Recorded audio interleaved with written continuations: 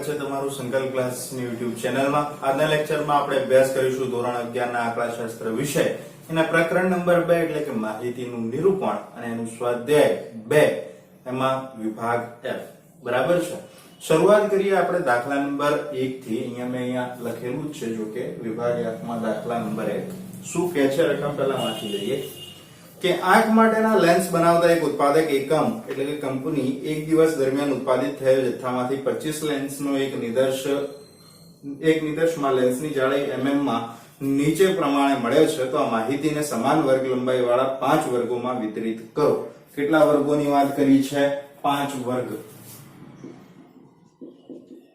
બરાબર છે। હવે તો આ માહિતીને સમાન વર્ગ લંબાઈ વાળા 5 વર્ગોમાં વિતરિત કરો।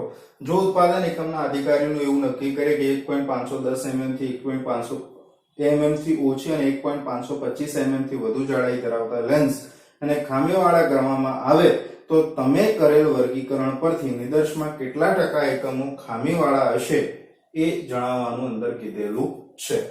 હવે સૌથી પહેલા તો આપણે શું દર્શાવવાનું છે કે લેન્સની જાડાઈ દર્શાવતું ઓકે એક દિવસ દરમિયાન અહીંયા લખી દઈએ એક દિવસ દરમિયાન ઉત્પાદિત થયેલ લેન્સના જથ્થામાંથી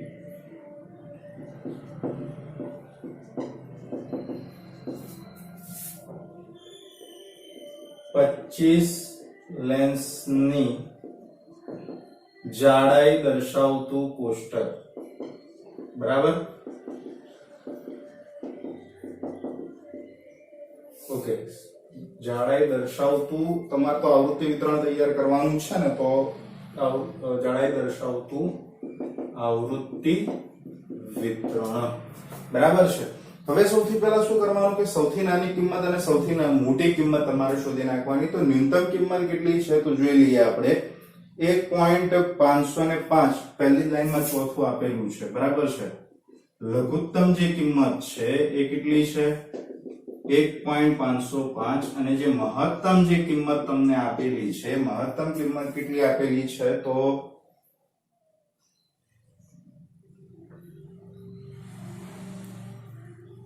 ઓકે 1.528 છે ક્લિયર। અને આને 5 વર્ગમાં તમારે વિભાજિત કરવાની છે। તો હવે અહીંયા જો 1.505 તો ઓલરેડી 0 અને 5 ની નજીક મેં લેવાનું કીધું છે, છેલ્લો આંકડો 5 છે। અહીંયા 28 છે તો આપણે કેટલા સુધી જવાનું 1.528 તો નજીકની સંખ્યા કઈ થઈ જશે 30। તો તમારે વર્ગ આ બંનેની વચ્ચે રાખવાના છે પણ વર્ગ લંબાઈ કેટલી રાખવાની છે 5 બરાબર છે। એટલે સમાન વર્ગ લંબાઈ અને 5 વર્ગોમાં વિભાજિત કરવાનું કીધું છે। સોરી વર્ગ લંબાઈ તો કીધેલી નથી, આપણે વર્ગ લંબાઈ જાતે નક્કી કરવાની પણ 5 વર્ગ તમારા થવા જોઈએ।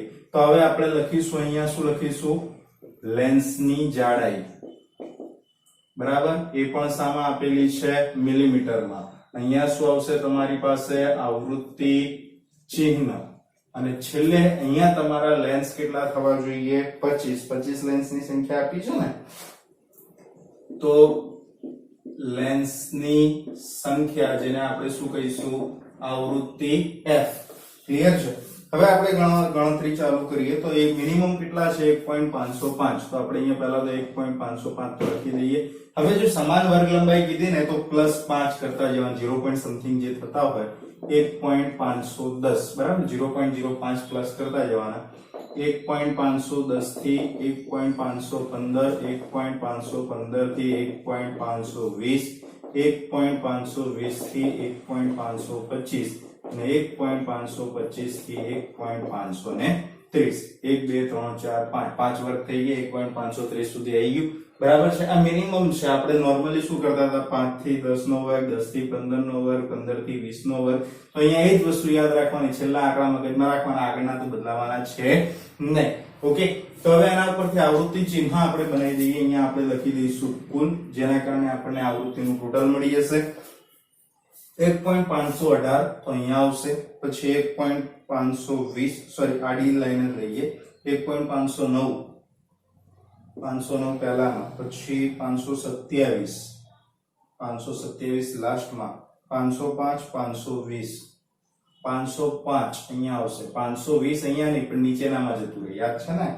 પછી 511 518 518, પછી 522 528 528, ફરીથી 528 છે, પછી 520 છે, 520 એટલે ફરીથી નીચે જ આવશે, ફરીથી 520 આપેલા છે તમને તો ત્યાં જ આવશે, 514 508 514 508, પછી 525 506 525 506,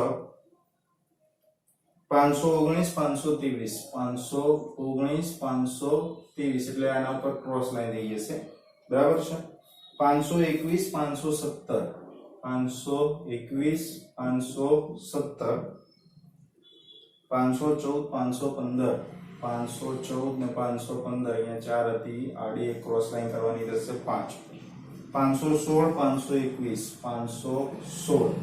521, બરાબર છે? અને છેલ્લે કેટલા છે? 507, તો પહેલી લાઈનમાં ક્રોસ થઈ જશે અહીંયા. ઓકે, તો અહીંયા તમારી પાસે અત્યારે હાલ આવૃત્તિ ચિહ્ન આવી ગયા છે, તો આપણે શું કરીશું? અહીંયા 5, અહીંયા 3, અહીંયા 5 ને 1 6, 5 ને 2 કેટલા થાય? 7, અને અહીંયા કેટલા લખીશું? 4. તો 6 3 9 10 ને 4 14 ને 6 20 ને 21 ને 4 25, તો તમારી પાસે ટોટલ આવી ગયું n બરાબર 25. હવે તમને ગણતરી કરવાની શું માંગેલી છે કે ભાઈ 1.510 થી 10 mm થી ઓછા અને 1.525 mm થી વધુ લેન્સ આપણે જોઈ લેવાના છે કેટલા છે. હવે 1.510 ક્યાં છે? તો આ રે, એનાથી ઓછા એટલે આટલું જ થાય. કેટલા આપેલા છે? 5, તો એ 5 લેન્સ થઈ ગયા. અને 1.525 mm થી વધુ, તો 25 mm થી વધુ એટલે આ વર્ગ થાય. કેટલા થયા? 9, સોરી 4. એટલે ટોટલ 9 લેન્સ કેવા હશે? ખામીવાળા છે, બરાબર? કારણ કે એનાથી ઓછા કીધા ને એનાથી વધુ કીધા છે. ઓછા હોય તો 5 છે, વધુ હોય તો 4 છે. તો એ ટોટલ સંખ્યા કેટલી આવી ગઈ છે? 9. હવે તમારે એની ટકાવારી શોધવાની છે. તો ટકાવારી આપણે શોધીએ કે ખામીવાળા લેન્સની શું શોધવાની છે? ટકાવારી, બરાબર છે? તો ખામીવાળા ટોટલ લેન્સ કેટલા હતા? 25. તો 25 લેન્સની ટકાવારી કેટલી થાય? 100. તો અહીંયા ખામીવાળા 9 છે, 9 ની કેટલી? તો શું થાય? 9 ગુણ્યા 100 ભાગ્યા 25, 25 ચોક 100, 9 ચોક 36%. અહીંયા બંને વચ્ચે શું થશે? ચોકડી ગુણાકાર. ક્લિયર? તો આ તમારો જે દાખલો છે એટલે કે દાખલા નંબર 1 અહીંયા પૂર્ણ થઈ ગયો. હવે આપણે જોઈએ દાખલા નંબર 2. શેર બજારમાં એક શેરના બંધ ભાવ 30 દિવસ માટે નીચે મુજબ છે. શેરના બંધ ભાવ તમને આપેલા છે. આ માહિતી પરથી એક વર્ગની 18.5 થી 20.5 હોય વર્ગ સીમા, તો એનું નિવારક સતત આવૃત્તિ વિતરણ તૈયાર કરવાનું કીધું છે.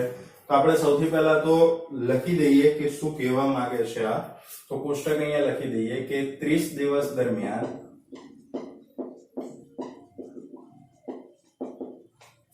શું દર્શાવે છે? શેરના બંધ ભાવ દર્શાવતું, શેરના બંધ ભાવ દર્શાવતું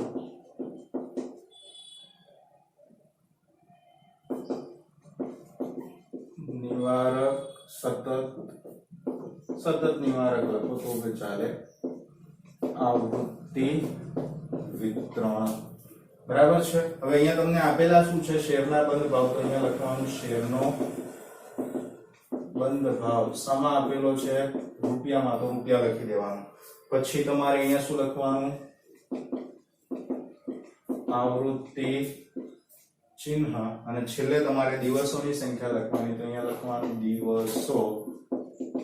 શું થશે? f, બરાબર છે? હવે પહેલા તો મિનિમમ અને મેક્સિમમ વેલ્યુ જોઈ લઈએ આપણે. તો પહેલા તો લઘુત્તમ કિંમત લખવાની. તો લઘુત્તમ વેલ્યુ કેટલી આપેલી છે આની અંદર એ જોઈ લો. 10.50, પછી 13.50, 12.50. ઓકે, 10.50 જ છે. અને મહત્તમ જે વેલ્યુ આપણને આપેલી છે, મહત્તમ વેલ્યુ કેટલી આપેલી છે?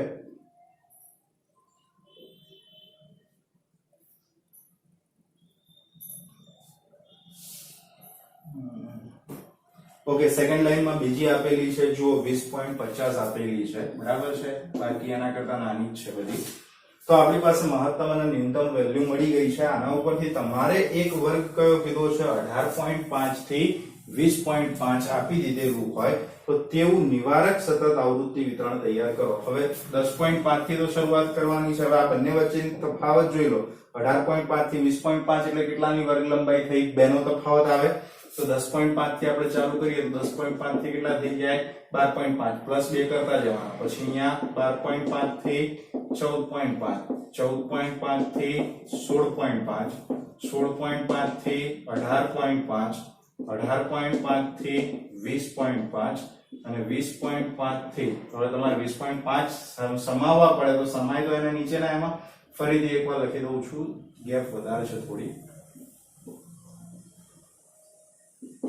12.5 થી કેટલું આવશે? 14.5. અહીંયા 14.5 થી 16.5, 16.5 થી 18.5, 10 12 14 16, પછી 18.5 થી 20.5 અને છેલ્લે 20.5 થી 22.5. અહીંયા આપણા માટે શું આવશે? કુલ. બરાબર છે. હવે આવૃત્તિ ચિહ્નોની વાત કરીએ તો પહેલા તો આવૃત્તિ દર્શાવી દઈએ. 10.5 18.40, 10.5 પછી 18.40 એટલે અહીંયા આવશે. પછી 13.60 અને 18.60, 13.60 18.60, 14.70 20.50, 14.70 20.50 એટલે નીચેનામાં આવશે 12.50 અને 17.6, 17.6, 17.20 18.70 ફરીથી 17.20. ઓકે, પછી 18.70 છે અહીંયા આવશે. 18.50 અને 20.20, 18.50 અને 20.20 છે તો ક્યાં આવશે? અહીંયા જ આવશે. બરાબર છે. પછી 15.20 અહીંયા આવશે. 14.90 18.60, 14.90 18.60 કીધું છે અહીંયા આવશે. બરાબર. પછી 14.50 કીધા છે એટલે 14.50 અહીંયા આવશે. 14.50 ફરીથી કીધા છે તો ત્યાં જ આવશે. 18.50 અને 14 કીધા છે તો 18.50 અને 14 એટલે ઉપરના એમાં આવશે. પછી 20.80 ને 19.20, 20.80 ને 19.20. પછી કેટલા આપેલા છે? 16.90 16.20, 16.90 16.20. પછી 14.90 છે તો 14.90 એટલે ક્યાં આવશે? અહીંયા જ આવશે. ઓકે, 15.80 10.50, 15.80 10.50 ફરીથી આવ્યું છે. 13.30 19.30, 13.30 પછી 19.30, 12.50 ને 13.30, 12.50 સોરી અહીંયા ક્રોસ લાઈન થઈ જશે. 12.50 અને કેટલા આપ્યા છે? 13.30 તો અહીંયા જ આવશે ફરીથી. ક્લિયર છે? તો અહીંયા આપણું કોષ્ટક તો ગણાઈ ગયેલું છે. તો કોષ્ટકમાં આપણે આવૃત્તિ લખી દઈએ 2, 5 ને કેટલા થાય? 6, 5 ને કેટલા? 3 8, 4 ના 4, 5 ને 3 8 અને 2 ગણી લઈએ. 8 ને 2 10, 8 ને 2 10 અને 8 ને સોરી આ 6 ને 8 10, 8 ને 2 10 ને 6 ને 4 10. ઓકે, 30 થઈ ગયા છે આપણી પાસે. તો n બરાબર આપણે કેટલા લખીશું? અહીંયા 30. ક્લિયર છે? અહીંયા 30 દિવસ થવા જોઈતા હતા, આપણે દિવસોની સંખ્યા 30 થઈ ગઈ છે તો ગણતરી પૂર્ણ થઈ ગઈ.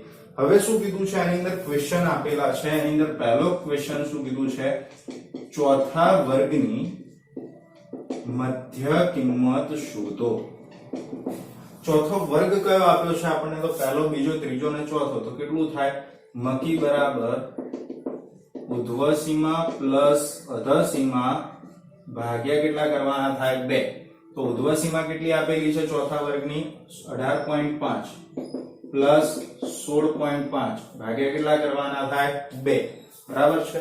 તો આપણે કરીએ 18.5 પ્લસ 16.5 ભાગ્યા 2 કરો એટલે 17.5.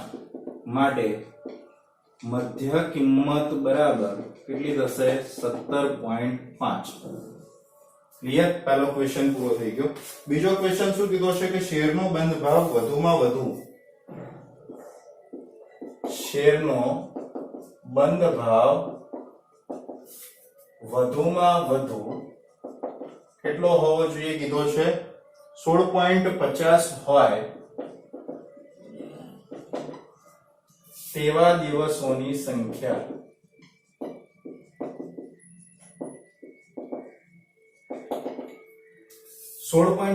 થી વધુમાં વધુ 16.50 એટલે તમને શું કહેવા માંગે છે કે મેક્સિમમ વેલ્યુ જે છે 16.50 આના કરતા ઓછા હોય તો ચાલે તો 16.50 થી ઓછા એટલે બાકીના 3 વર્ગ થઈ ગયા તો બાકીના 3 વર્ગ એટલે કયા થાય 10.5 થી 12.5 12.5 થી 14.5 અને 14.5 થી 16.5 તો આ ત્રણેયની વેલ્યુ તમારે લખવાની થાય 2 + 6 + 8 તો બરાબર કેટલા થઈ જશે 16 દિવસ ઓકે અને એવી જ રીતે ત્રીજો જે ક્વેશ્ચન છે એ શું કીધો છે કે ઓછામાં ઓછો 19.50 શેરનો બંધ ભાવ ઓછામાં ઓછો 19.50 હોય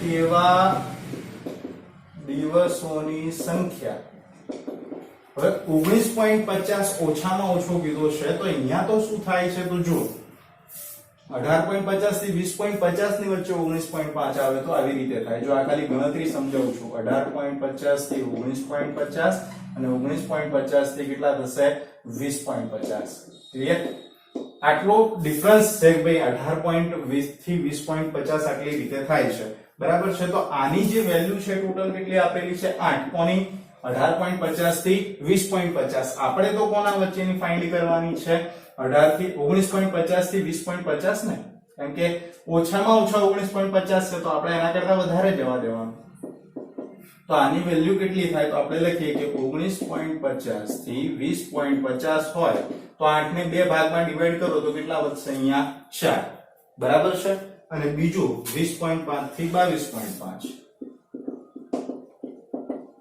એની વેલ્યુ કેટલી આપેલી છે આપણને 2 બરાબર તો એમ ટોટલ કેટલા દિવસો થશે 6 દિવસો બરાબર તો અહીંયા આપણો દાખલા નંબર 2 પૂર્ણ થયો વિદ્યાર્થી મિત્રો આજના લેક્ચરમાં આપણે સ્વાધ્યાય 2 ના વિભાગ F નો દાખલા નંબર 1 અને 2 અહીંયા પૂર્ણ કર્યો છે નેક્સ્ટ લેક્ચરમાં આપણે એના દાખલા નંબર 3 અને 4 પૂર્ણ કરવા પ્રયત્ન કરીશું એ સાથે આપણું અહીંયા સ્વાધ્યાય પણ પૂર્ણ થઈ જશે અને ત્યારબાદ આપણે બીજા અન્ય ચેપ્ટર્સના વિશે ચર્ચા કરીશું ત્યાં સુધી અસ્તુ